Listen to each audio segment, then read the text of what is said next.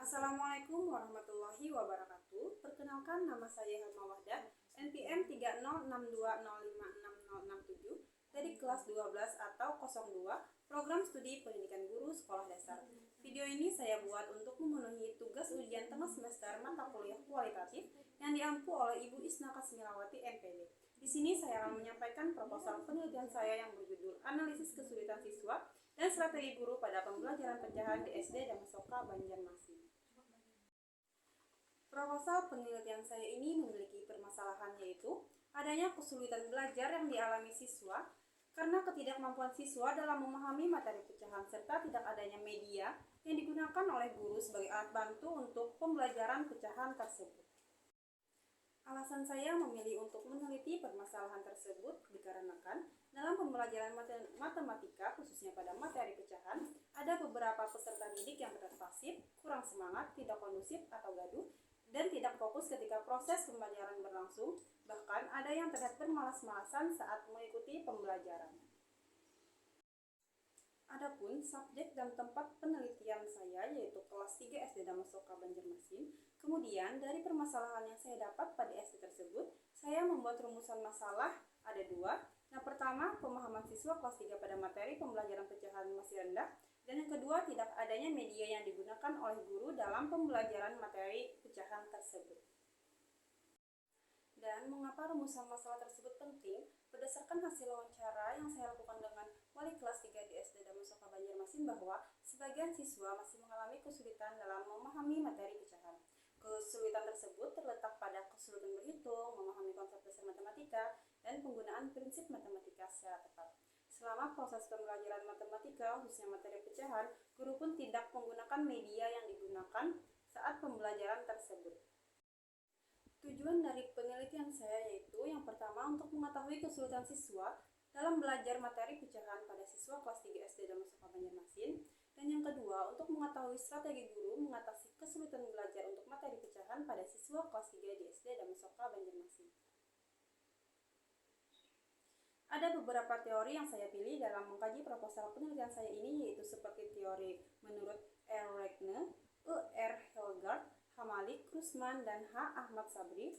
Beberapa teori tersebut saya pilih karena teori mereka cocok dengan bahan kajian yang saya teliti. Dengan proposal ini saya menganalisis kesulitan siswa dan strategi guru dalam pembelajaran pecahan.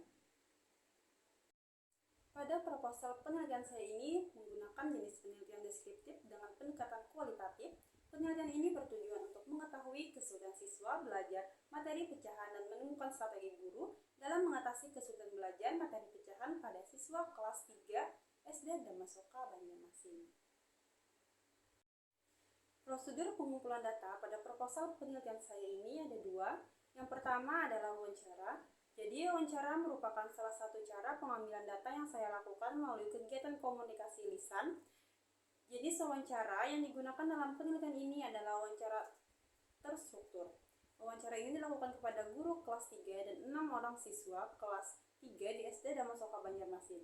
Data yang diperoleh melalui wawancara adalah kesulitan belajar matematika pada materi pecahan dan strategi guru mengatasi kesulitan belajar matematika pada pembelajaran pecahan. Yang kedua ada dokumentasi. Dokumentasi ini merupakan catatan peristiwa yang sudah berlalu. Dalam penelitian ini, dokumen yang dikumpulkan adalah berupa portofolio hasil pekerjaan siswa mengenai materi pecahan yang telah dikerjakan. Pengumpulan data melalui dokumentasi ini bertujuan untuk mendapatkan data yang sesuai dengan penelitian dan untuk mendukung hasil pengumpulan data melalui wawancara. Adapun teknik analisis data yang saya gunakan yaitu yang pertama ada reduksi data. Mereduksi data berarti merangkum, memilah, dan memilih hal-hal yang pokok.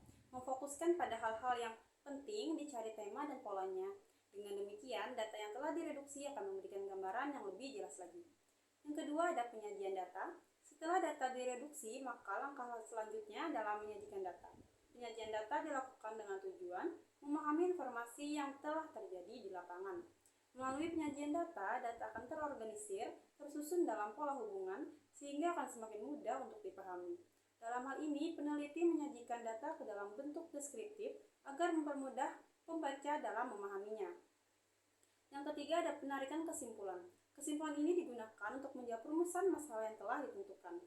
Hasil yang diperoleh dari seluruh proses analisis selanjutnya disimpulkan secara deskriptif dengan melihat data yang ditemukan seperti kesulitan siswa belajar materi, kesulitan siswa belajar matematika, materi pecahan, dan strategi guru yang dapat dilakukan untuk mengatasi kesulitan tersebut.